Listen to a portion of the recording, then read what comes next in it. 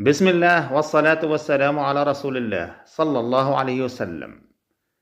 لماذا يجب قراءة آخر آيتين من سورة البقرة قبل النوم؟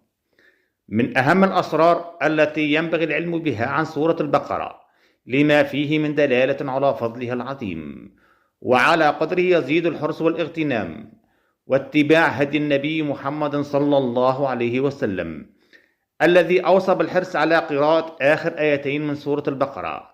ومن ثم فلا تؤخذ سورة البقرة إجمالا، وإنما تفصيلا، أي أن لكل آيات سر قد يخفى عن الكثيرين، ولعل هذا ما يكشف الستار عن أحدهما باستفهام: لماذا يجب قراءة آخر آيتين من سورة البقرة قبل النوم ليلا؟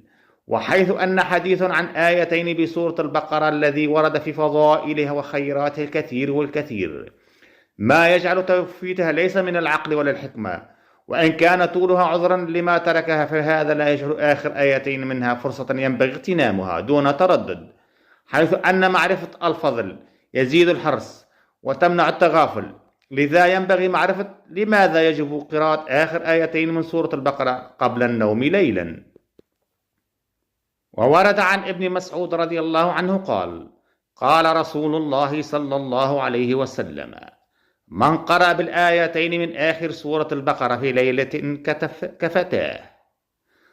رواه البخاري.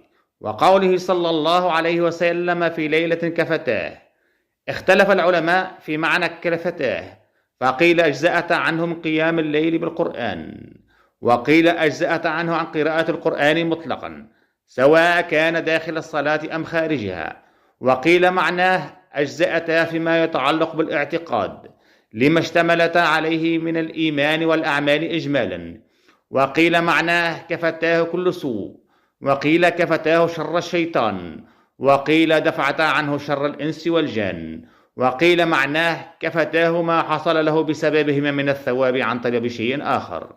والله تعالى أعلم.